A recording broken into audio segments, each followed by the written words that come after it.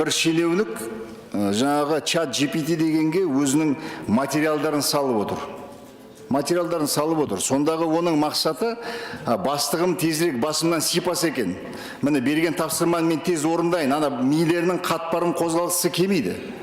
Бұл жаңағы алмапыс аузыма түстеген жалқау шенеуніктерге жақсы болды.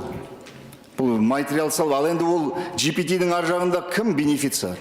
Ол материалдарды жинап, ертең өзімізге қарсы пайдаланбайтында кім кепіл мысалға? Кім бенефициар? Мемлекеттік органдарда қазір менің сұрағым цифрлендіру жаңағы министрлігіне, болмаса ұлттық қауіпсіздік комитетіне, министрліктерде, мемлекеттік органдарда осы жасанды интеллекттің пайдалануын кім қадағалап жатыр? Қайда ол қадағалау бар ма, жоқ па? Қаншама материалдар кетіп қалған кім біледі?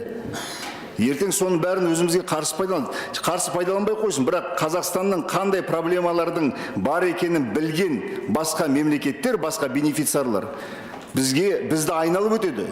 Бізден 10 қадам алыс жүреді, мысалға.